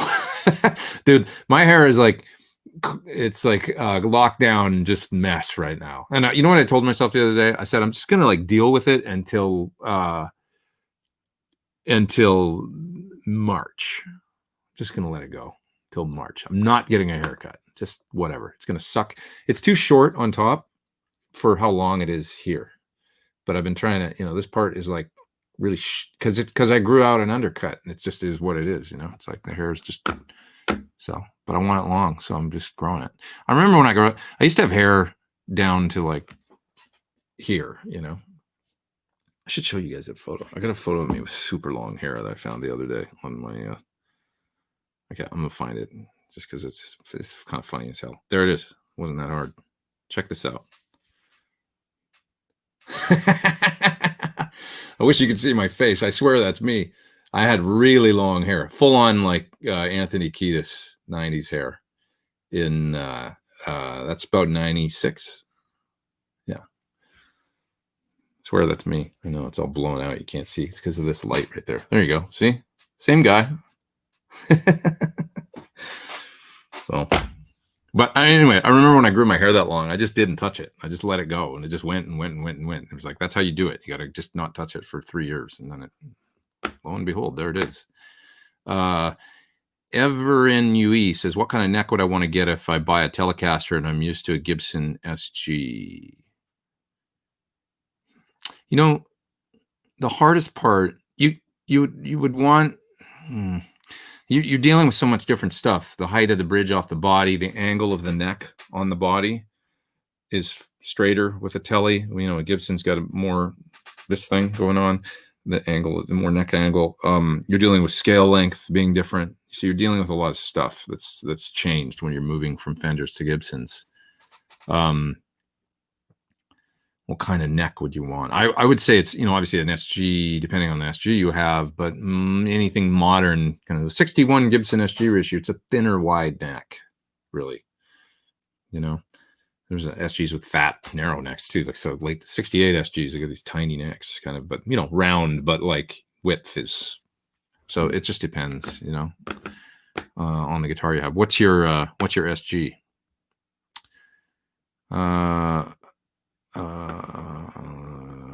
Let's see here.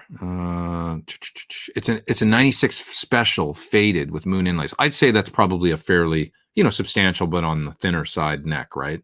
Probably nice round feel, and relatively flat. So, you know, I think it's a 12-inch radius, probably 10 to 12-inch radius, something like that on that guitar. And yeah, you're going to want, you know, you would probably going to feel most comfortable on like an American standard Tele, not like a, you know,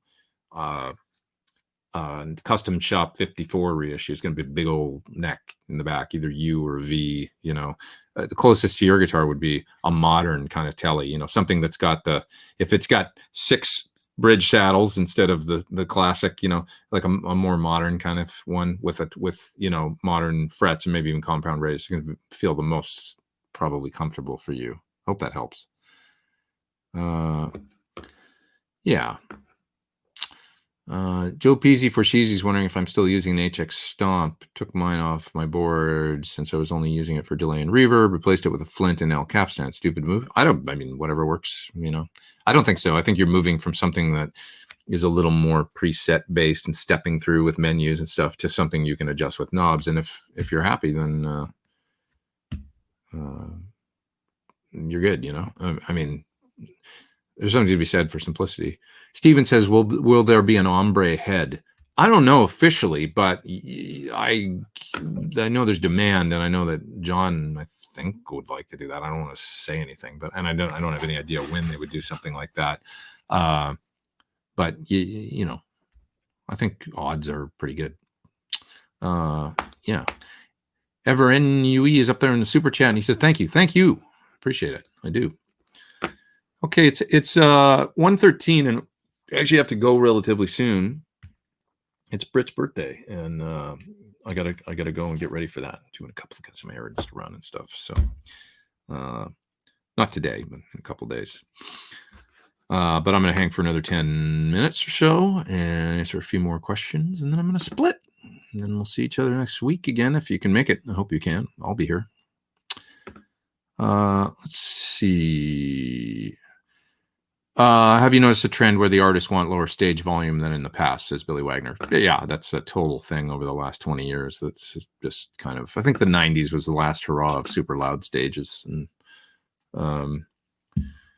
ever since then, and as monitors moved towards in-ears, and it became more of a thing. Whether it's good or bad is up to the, you know, the individual, I guess. I personally don't really like really loud stages. I like to use a real amp and cabinet on stage, but I like it at a nice controllable volume where, you know, I can get some controlled. That's why, you know, PT15 works great for me live, to be honest. It's terrific. I don't like being close to drums anymore. It's hard on my ears being close to cymbals and stuff. So if I can get away from the drums far enough and then have my amp that's 15 watts, I'm good. It's like, now, if I was playing metal or something, the PT15 at some of the volumes I was using on the classic rock show. Okay, so say for there's a video that's like a ton of views now. It's like up to 1.6 million or something like that. But of the Jump Eruption mix that we did, the amp set at really high gain, the 15, there's about as much headroom and gain as I could get out of the 15-watt amp on that song. For, do you know what I mean? Like without it, for that particular music, I wouldn't want it to be any squishier in the bottom end and be any more like low wattage saggy, if that makes sense. So, my point is, if I was playing in a heavier band doing metal or doing hard rock or something like that, I might want a little more headroom. But for all the classic stuff, the 15 watt amp and everything right up to that point is enough for me on a stage. And that's how I feel about stages these days. I just don't need more volume than what that gives me. And as long as I can get away from the kit, I'm really not a fan of like loud. In that band, the drums were stage right, kind of off center, and the keyboards were on my side. And it was actually almost too much.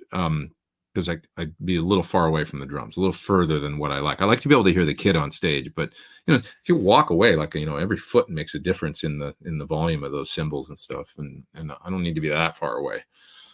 It's just I don't like being.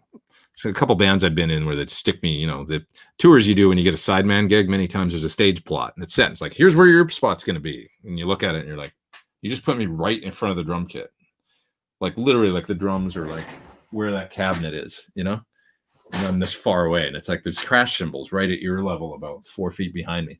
There's no option at that point for me to not wear in-ears, because you just will do a 30-date tour and end up with your ears ringing, like, so anyways, what else were we talking about? Let's see. Victor says, do you do session work from home? How do you go about it? Do you send your tracks dry with effects in a different track? Do you mostly use the real cab or the Shure load for work? I'm about even split between doing the load box and the cab. I really love the way my old cab sounds in the other room, so I do use it a lot. But the IRs work great and everything. My mic scene is so dialed in, it's almost like just as fast as like doing the IR thing now. So, but the IRs are terrific too, obviously. I've got my pedal board on the floor. I've been enjoying using that, actually. So I'm running right into my pedal board and then coming out of the board up into the amp switcher, basically up there, with the option of running a pedal here on the desk if I want to. So post board, I could have another pedal if I needed something. And I'll go into the amp switcher and then out to whatever head that I want to pick for the particular thing that I'm doing. Out into the cab in the other room or load or whatever. And then I record the cab sound or whatever into Logic or into Luna. And then if I want delay or reverb, generally one of those effects, I'll add that in the DAW. But if it's a session for someone else, sometimes what I'll do is I'll listen to, like, say I'm doing a guitar solo for somebody. I'll add delay in my DAW. So it's not recorded, but it's in the DAW. And sometimes I'll print a version of the solo with my idea of what a cool delay is on it. And then sometimes I'll print it dry. And then I'll just send if I'm sending the tracks, emailing them somewhere, I'll send them the dry version as well as the affected version. They can pick whatever one they want. Because producers like to have control over stuff like that, but they might pull up your affected track and go, great, done. That sounds good. So you never know. So, but it's always good to send them unless it's a part of the sound, obviously like if you're using an electric mistress flanger or something, or like a, big muff on the tone. Okay, of course you got to print that in the sound. That's part of the sound. But things like delay and reverb that can be added later, if it's not a Echoplex style effecty delay in front of the amp, best to leave that stuff for later. More Guitars is in the super chat, and he says, thanks again for the time and knowledge. Thanks, man. This show is better than any $10 guitar magazine. Oh, I appreciate that. I miss guitar magazines in a way. I used to, I had boxes full of them. Guitar player, guitar for the practicing musician. I miss all that stuff. We've kind of moved on from that, using the internet now for everything, right? But I do miss, I used to really enjoy them. Mike says, happy birthday, Britt. That's awesome. I'll let her know that you guys were wishing her a happy birthday. I'll get a $10 latte for her. On you. Thank you. Actually, Peter Evans is up there, and he says, for a hot drink on a cold California day, up there in the top chat. Thanks, Peter. I appreciate it. You guys are amazing. You guys are so awesome. A few more questions, and then I shall split. Somebody's asking about the Marshall cab with black backs in it. How would you go about miking them with just a 57s? They're much brighter than regular G12Ms. I don't think that's accurate. I don't think blackbacks are brighter than regular G12Ms. Maybe old G12Ms, You're right. A new G12M, not necessarily, I don't think. And it depends on the particular speaker, because now when we're talking about blackbacks now, we're talking about speakers that are 40 years old, so they mellow over time. So how would you go about miking them with just 57s? I'll have a video for you coming this week, because I did a video with my Dynamount, where you can see the microphone moving. I had the camera on the cab in the other room. You can see the mic moving. The Dynamount, for those that don't know, is a robotic mic mount. So you can put a 57 on it or whatever you want and move it around all over in front of the cabinet, move it back and forth, and also rotate the microphone. And you can hear for yourself, actually, what is going on. And you can see, because the Dynamount has an app that you can control on either iOS or Android or on your computer. You get a physical representation in the app of the speaker, and you can see the microphone moving in front of it. So there's a video, and in the thing, you can actually see the actual mic moving in front of the cab, and then you can also see it reflected in the app. It's really cool for folks that are recording geeks.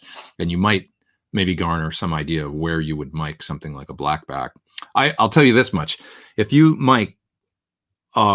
find a blackback to be bright, or any speaker to be bright, and you're miking right on the speaker, and then you're moving out to get darker, one thing you might try is just miking in that typical where the cap meets the cone location, and then angling the microphone out. So not moving the mic out straight like this, but more off axis from the center right? So, and you, all of a sudden, that has this major effect that it's not something I've experimented with a lot, because it's a difficult thing to do when you're your own engineer and you're in here getting sounds, and I need to run out to the other room, move the mic, come back and listen. Or maybe record clips and then come back and listen, do 5. That's how I used to do it. I'd record like 5 clips, and then I'd listen to which position I liked the most, then try and get back to where that one was. This is unbelievable. Having the Dynamount and the ability to sit here, even turn on a looper with the part playing through the amp, and then sit here with the app and move the microphone to exactly where I want it as I'm sitting in front of the computer. It's really outstanding. So I'm a big fan of this thing, the Dynamount. If you're into recording and you want to mess with mic position, it's cool. It's really cool. I still get guitar mags, says Stephen Douglas. I love them. I don't really get them anymore. When I'm in Japan, I love them, because Japanese guitar magazines, like most things Japanese, are next level. So Young Guitar, just all those great. Anybody ever seen Young Guitar? What a great, it's amazing. They're these glossy, incredible magazines. Really, really cool. It's good stuff. Nez says is there in the super chat. Thank you, man. He's just showing some love. I appreciate it. Where are you from? Says Etienne. I am from Edmonton, Canada. Edmonton, Alberta, Canada. Grew up there. I'm a Canadian boy, going way back. Yeah, it's true. It's true.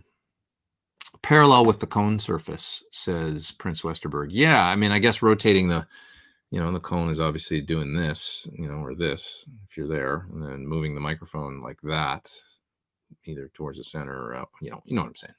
It's interesting. The video will explain it all. Yeah. It'll be very clear from that. It's once you've seen, if you're not used to doing this stuff like miking amps, I think folks will find it really interesting. So I better split, you guys. Do I ever use my divided by 13, says Stelios K? I do. I was just mentioning that earlier. That amp that's right there is my AC30 these days, and I use it quite a bit. I had an AC15 hand-wired that I used to use a little bit, and I kind of fell out of love with it or something. I bought that a while ago, and it's in the other room now. And I guess it was playing through an old 60s AC30 that kind of recalibrated, like they're not that close. And I was sort of like, So I moved the AC15 out of here, and now I'm using that. Not the AC15 sounds good, but it's not really the same as playing through an old one. So one of these days, I do have this AC30 here, and I might just end up buying it or something. If it's not for sale, but I might ask the guy if I can just buy it. That's what I should say. Why don't you just sell me this? You don't need this. He's got like 10 of them. So we'll see. But yeah. All right, you guys, I'm going to split and need to go and get it together here for BB's birthday. So you guys have an awesome week. And I appreciate you all. Thanks for doing the super chat. There's a link down there in the vid description below to Sweetwater that helps support my channel. If you need kazoos or, I would say banjo strings, you can click there. And everybody have a terrific week. I'll be back next week. And videos coming out this week. So there's stuff coming for the amp and the Dynamount. And also this Kaluna tube overdrive. Really good sounding. And you can see a preview of that on my IG with me playing the solo from the video. It's on there now. Everybody rock on. Love y'all. Take care.